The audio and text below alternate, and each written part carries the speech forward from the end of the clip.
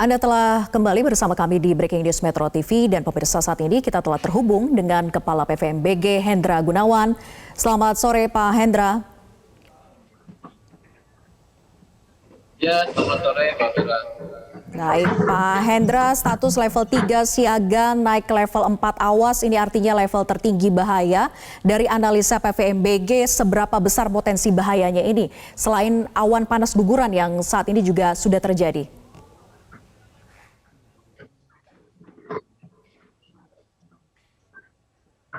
Pak Hendra.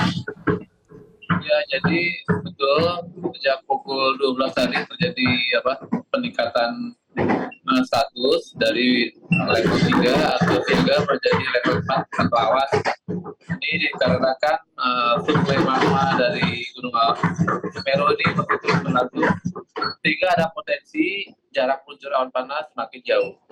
Tercatat tadi dari informasi yang disampaikan dari tim lapangan, awan panas terjauh sudah mencapai lebih dari 13 km walaupun saat ini sudah sementara mereda. Baik, sementara mereda karena faktor hujan juga kah? Bukan, karena memang suplainya sudah mereda.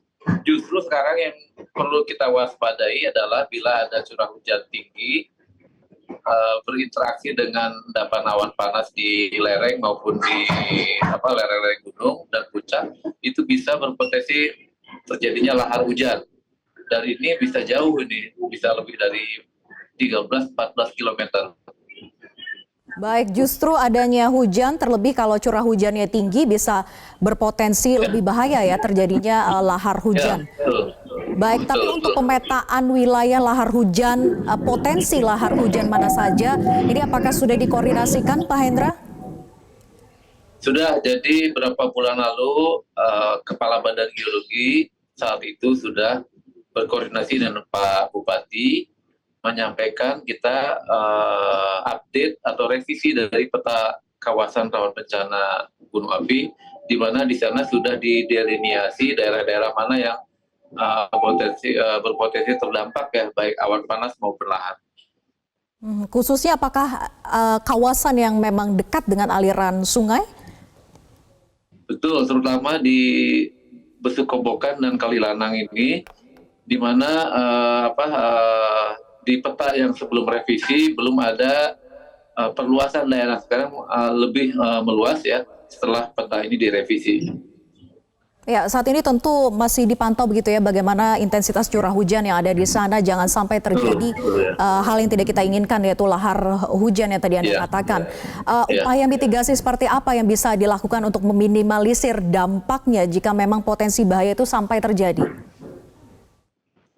Jadi kita berharap bahwa masyarakat terus mengikuti informasi yang dikeluarkan pemerintah kabupaten dan BPBD terkait informasi aktivitas gunung maupun bahaya potensi yang akan terjadi, sehingga masyarakat bisa sejak awal untuk menghindari daerah-daerah yang bisa berpotensi.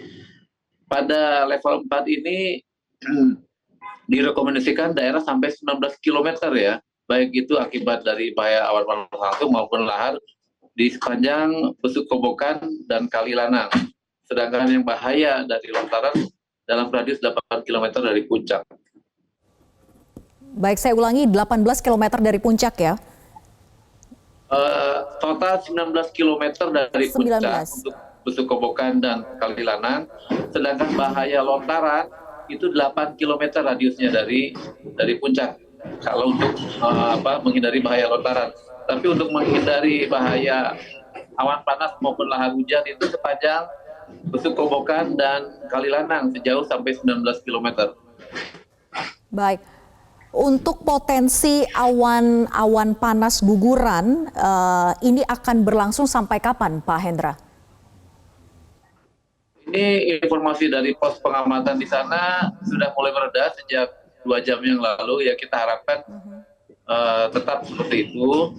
Tapi yang harus diantisipasi ke depan, walaupun awan panas sudah mereda, bahaya lahar ini yang bila terjadi hujan bisa berpotensi melanda masyarakat yang tinggal tidak jauh dari bantaran Sungai Besukobokan dan Kalilanang. Ya, saat ini memang masih mereda, tapi siklusnya kalau dibaca seperti tahun-tahun sebelumnya itu seperti apa, Pak? Biasanya berlangsung sampai dengan berapa lama? Selain tadi potensi lahar hujan yang juga diantisipasi tentunya. Ya biasanya cepat ya, biasanya cepat, tapi pola yang sekarang agak berbeda dari yang tahun sebelumnya. Suplai magmanya relatif lebih besar, sehingga kita tetap harus tetap waspada ya, karena suplainya yang agak besar dari waktu sebelumnya. Kita harapkan masyarakat tetap bersabar dan tetap menghindari daerah yang direkomendasikan. Iya, tapi bagaimana juga dengan potensi letusan-letusan yang terjadi di pusat Gunung Semerunya sendiri, Pak Hendra?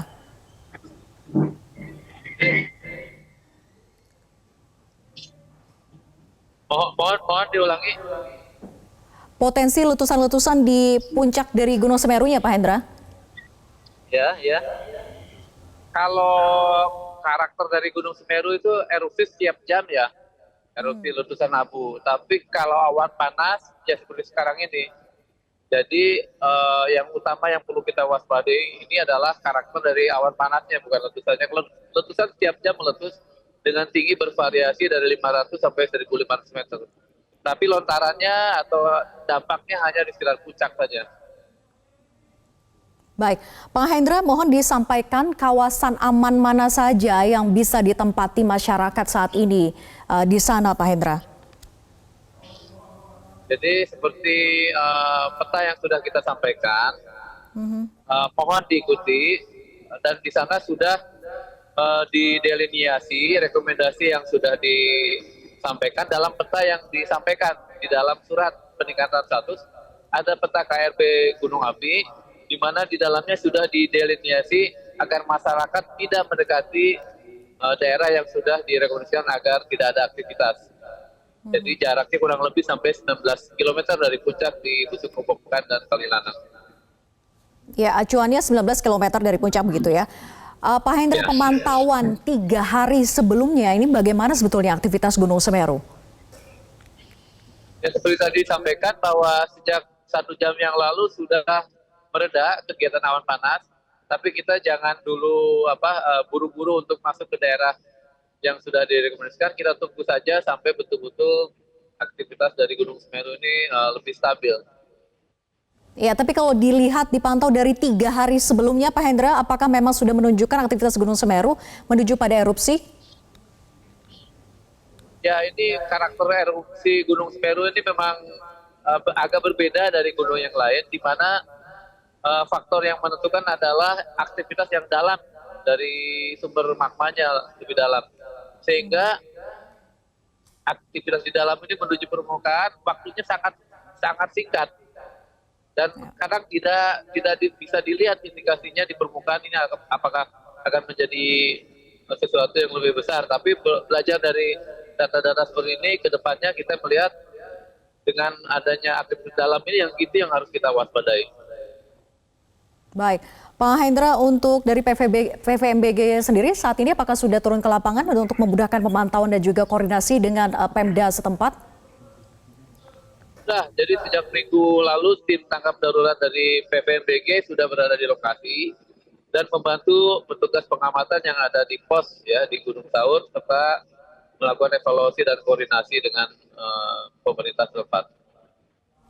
Baik, terakhir Pak Hendra, himbauan Anda kepada masyarakat saat ini. Ya.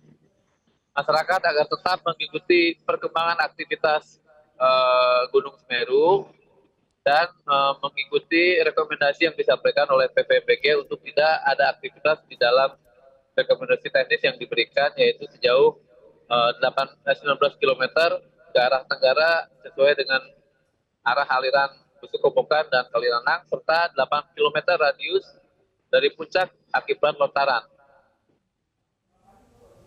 Baik, terima kasih Kepala PVMBG Hendra Gunawan sudah bergabung bersama kami di Breaking News Metro TV. Selamat sore.